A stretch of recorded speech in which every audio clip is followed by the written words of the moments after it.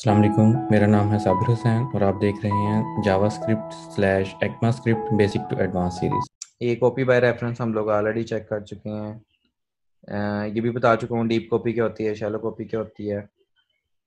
ये भी चेक कर चुके हैं। दो वेरिएबल्स को हम लोग सेम ऑब्जेक्ट असाइन करते हैं तो वो बाय रेफरेंस कॉपी करता है, शैलो कॉपी, डीप कॉपी नहीं होती। By default objects are copied by reference, जिसको हम लोग शैलो कॉपी बोलते हैं। ठीक है, यानी कि ऑब्जेक्ट एक ही जगह पे स्टोर होता है, उसको आप जितने वेरिएबल्स को साइन करते जाएंगे ना, वो सारे वेरिएबल्स उस मेमोरी को पॉइंट करते जाएंगे। ठीक है, ये भी वही है। ठीक है जी, अब आगे क्वेश्चन ये वाला कि अगर हम लोगों ने इंटेंशनली जो है वो डीप कॉपी करनी हो।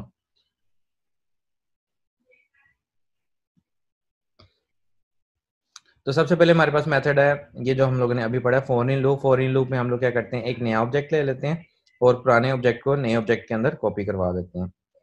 इस तरह से लेट से कि मैं एक नया यहाँ पे एक ऑब्जेक्ट ले लेता हूँ, let new user one equals to empty object. ठीक है, और यहाँ पे मैं इसको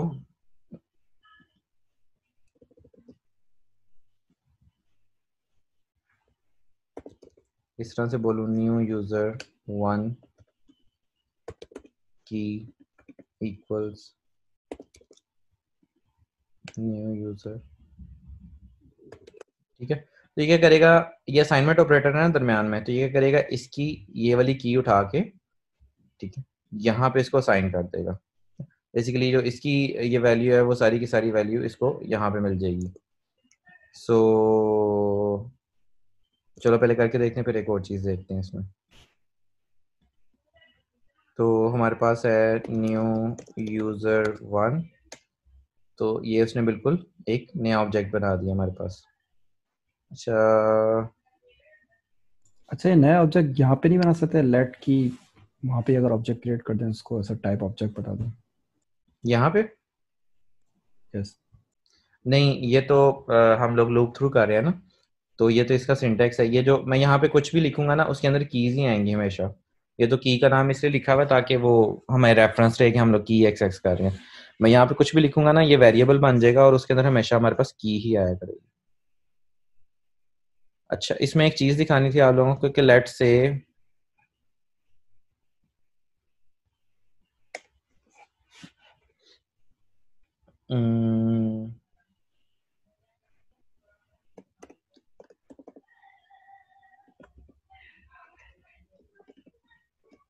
ऑब्जेक्ट के अंदर हमारे पास एक ऑब्जेक्ट है।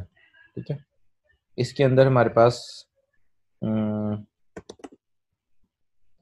की one John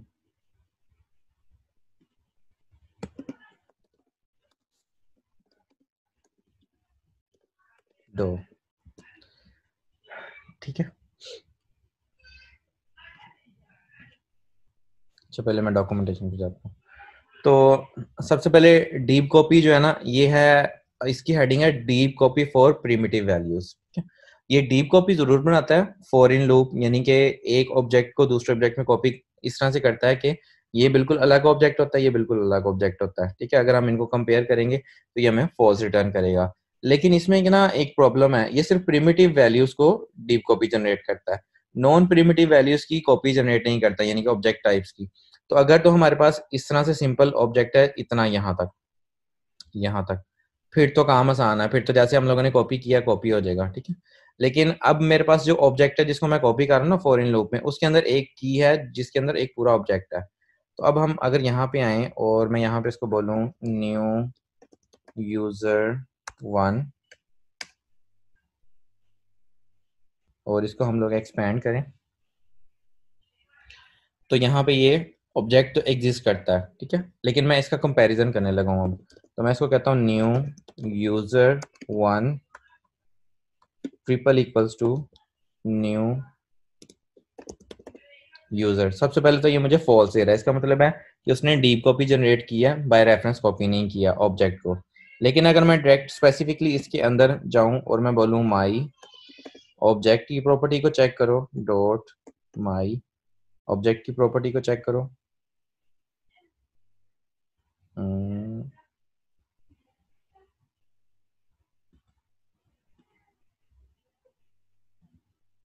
user1 dot my capital हो और ये भी कैपिटल हो, ठीक है। तो ये देखो ये मुझे ट्रू रिटर्न कर रहा है। ट्रू कब रिटर्न करता है इसका कंपैरिजन, जब एक ही ऑब्जेक्ट को दो वेरिएबल्स पॉइंट कर रहे हो, सेम ऑब्जेक्ट को। इसका मतलब है कि ये वाला जो इसका ऑब्जेक्ट है ना, ये इसने बाय रेफरेंस कॉपी कर दिया। तो होगा क्या कि अगर हम लोग किसी भी एक वेरिएबल के थ्रू इस ऑब्जेक्ट को चेंज करने की कोशिश करेंगे तो दूसरे में ऑटोमेटिकली चेंज हो जाएगा। लाइक अगर मैं यहाँ पे आता हूँ और मैं कहता हूँ न्यू यूजर वन डॉट माई ऑब्जेक्ट, इसकी जो की वन है उसको मैं क्या देता हूँ नथिंग, ठीक है। ओके, अब हम जाते हैं दूसरे ऑब्जेक्ट में, न्यू यूजर डॉट माई ऑब्जेक्ट। तो ये देखो इसकी जो की वन है उसने उसकी वैल्यू भी नथिंग कर दी। हालांकि ये दोनों ऑब्जेक्ट्स जो है वो डीप कॉपी बनी हुई है, दोनों ऑब्जेक्ट की डीप कॉपी बनी है। ये अलग ऑब्जेक्ट है और ये वाला न्यू यूजर वाला बिल्कुल अलग ऑब्जेक्ट है, न्यू यूजर वन बिल्कुल अलग ऑब्जेक्ट है। लेकिन हम लोगों ने फॉरेन के थ्रू डीप कॉपी बनाई तो उसने इसको बाय रेफरेंस अभी भी कॉपी किया हुआ है, यानी कि मेमोरी में एक ही ऑब्जेक्ट स्टोर करके उसको ये दो कीज असाइन कर दी हैं, न्यू यूजर डॉट माई ऑब्जेक्ट की और न्यू यूजर वन डॉट माई ऑब्जेक्ट की। तो इस तरह से ना हम लोग, अगर तो हमारे पास प्रिमिटिव वैल्यूज हैं तो हम लोग फॉरेन के साथ डीप कॉपी जनरेट कर सकते हैं, लेकिन अगर नॉन प्रिमिटिव वैल्यूज आ जाती हैं तो फिर फॉरेन वहां पे काम नहीं करता। अच्छा, इसी तरह से हमारे पास एक और मेथड है। ये 3-4 मेथड जो भी हम लोग पढ़ रहे हैं ना, ये सारे प्रिमिटिव वैल्यूज के लिए हैं। इन सब के साथ सेम प्रॉब्लम है, ये वाली जो मैं आपको अभी करके दिखा चुका हूँ।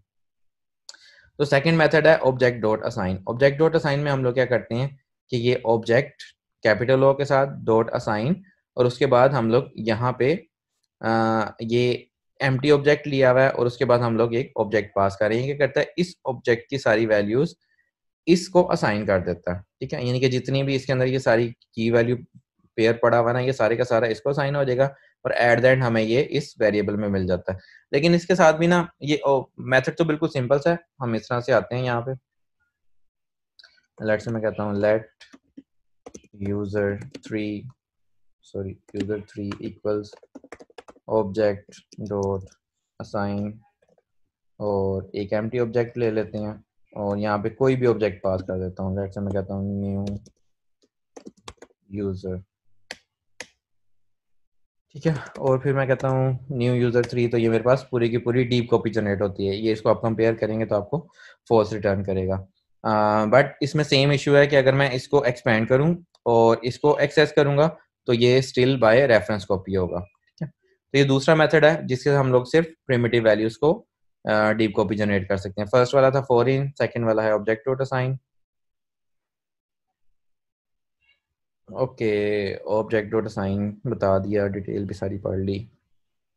मेथड नंबर 3 है जिसको हम लोग बोलते हैं स्प्रेड ऑपरेटर। ये हमें ES6 के अंदर मिला था। ES6 के अंदर भी हम लोग इसको डिटेल से देखेंगे, लेकिन बिल्कुल ये भी सिंपल मेथड है लेकिन सेम वही प्रिमिटिव वैल्यूज को कॉपी करता है। इसमें हम लोग क्या करते हैं कि इस तरह से इसका सिंटेक्स होता है, लेट यूजर फॉर इक्वल्स, यहाँ पे हम लोग जो है वो 3 डॉट्स लेते हैं एक साथ बगैर स्पेस के, ठीक है, और आगे किसी भी ऑब्जेक्ट का नाम डाल देते हैं, न्यू यूजर और यूजर फॉर, तो हमारे पास जनरेट हो गया। अच्छा, अगर हमें प्रिमिटिव वैल्यूज को कॉपी करना हो ना कभी भी, तो ये सबसे प्रेफरेबल मेथड है, ये वाला जो हम लोगों ने लास्ट में पढ़ा है, स्प्रेड ऑपरेटर, ठीक है। बिल्कुल आसान सा सिंटेक्स है और ये 6 में हमें मिला है। तो हम लोग ये वाला सिंटेक्स हम लोग काफी ज्यादा यूज करते हैं जब हम लोग रिएक्ट की एप्लीकेशन में काम कर रहे होंगे ना रिडक्स के साथ, तो हम लोग स्टेट वगैरह की जब हम लोगों ने कॉपी जनरेट करनी होगी तो इसी के थ्रू करेंगे। अच्छा, नेक्स्ट में आते हैं, ठीक है जी। अब आ जाते हैं फुल डीप कॉपी के ऊपर कि अगर इंटेंशनली हम लोग कॉपी कर रहे हैं और हम लोगों ने डीप कॉपी ही जनरेट करनी है, हमें पता है कि इस ऑब्जेक्ट के साथ हम लोगों ने छेड़खानी करनी है और हमें उस ऑब्जेक्ट की बिल्कुल डिटो कॉपी चाहिए और वो डीप कॉपी चाहिए, बाय रेफरेंस उसमें कुछ भी ना हो। अगर हम लोगों ने फुल डीप कॉपी जनरेट करनी है तो फुल डीप कॉपी जनरेट करने के लिए हमारे पास एक फाइनल एक तरीका है हमारे पास। हम लोग क्या करते हैं, जेसन डॉट पार्स के अंदर हम लोग जेसन डॉट स्ट्रिंगिफाई कॉल करते हैं और उसको अपना ऑब्जेक्ट पास कर देते हैं। तो इस तरह से क्या होता है कि ये बेसिकली इसको पहले समझ लेते हैं। तो जो जेसन डॉट स्ट्रिंगिफाई मेथड है ना, ये क्या करता है, ये इस ऑब्जेक्ट की जो भी हम लोग इसको ऑब्जेक्ट पास करते हैं इधर नीचे आ जाते हैं। जेसन डॉट स्ट्रिंगिफाई, इसको हम लोगों ने एक ऑब्जेक्ट पास किया, ये क्या करता है उस पूरे ऑब्जेक्ट की कीज और वैल्यूज को स्ट्रिंग में कन्वर्ट कर देता है। ठीक है, उसके बाद अगर हम लोग जेसन डॉट पार्स कॉल करते हैं और वो ऑब्जेक्ट उसको पास करते हैं, तो वो क्या करता है उस टेक्स्ट को, वो जो कीज हमारी स्ट्रिंग में कन्वर्ट हो गई हैं, उसको दोबारा जावास्क्रिप्ट ऑब्जेक्ट में कन्वर्ट कर देता है। तो हम लोग यहाँ पे बेसिकली ट्रिक क्या खेलते हैं कि हम लोग जेसन स्ट्रिंगिफाई को ऑब्जेक्ट पास करते हैं, वो स्ट्रिंग्स बना देता है उसकी, वो स्ट्रिंग हम लोग जेसन डॉट पार्स को सेंड करते हैं, तो जेसन डॉट पार्स उसको वापस जावास्क्रिप्ट ऑब्जेक्ट में कन्वर्ट कर देता है। तो इस तरह से हमारे पास एक बिल्कुल फुल फ्लैज एक नया ऑब्जेक्ट कन्वर्ट हो जाता है। उसको हम लोग एक वेरिएबल में स्टोर कर लेते हैं और वो हमारा जो है वो फुल डीप कॉपी होती है। लेट्स से यहाँ पे हम लोग आते हैं और यहाँ पे मैं इसको कहता हूँ let's say let admin 1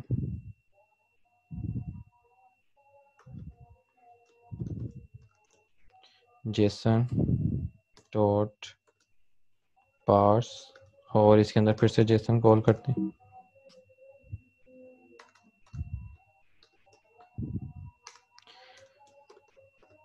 JSON dot stringify, और यहाँ पे हम लोग पास करते हैं अपना यूजर वाला ऑब्जेक्ट।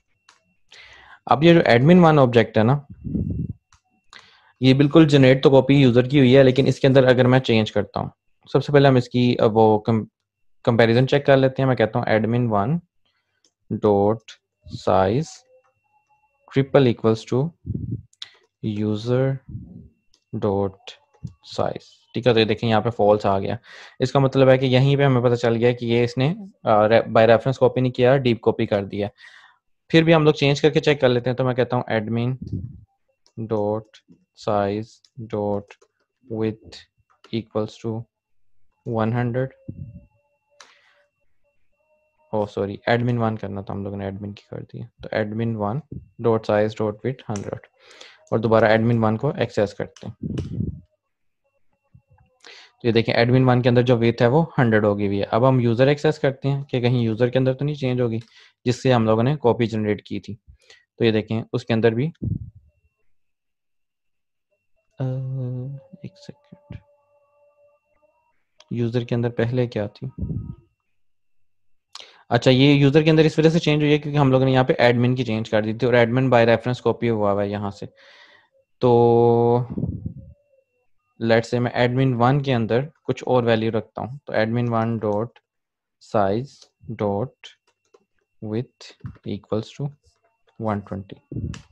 ठीक है, तो इसको क्लियर कर लेते हैं एक दफ़ा और अब देखते हैं यूज़र। सबसे पहले तो यूज़र के अंदर जो विथ है वो पुरानी वाली होगी 100 और एडमिन वन जिसको हम लोगों ने डीप कॉपी से जनरेट किया है उसके अंदर जो हमारी विथ है वो 120 होगी। ठीक है, तो अब ये हमारे पास डीप कॉपी जनरेट हो गई है।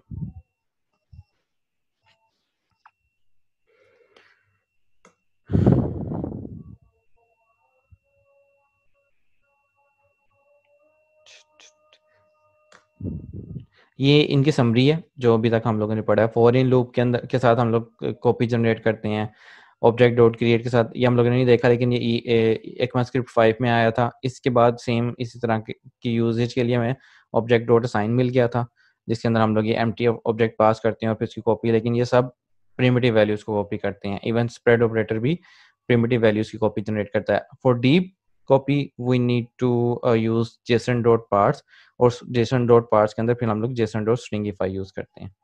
ठीक है, तो सबसे बेस्ट वे यही है, जब भी आपने कॉपी जनरेट करनी हो किसी जगह पे भी आपको ऑब्जेक्ट की कॉपी जनरेट करनी पड़ जाए तो आप लोगों ने इसी मेथड के थ्रू कॉपी जनरेट करनी है।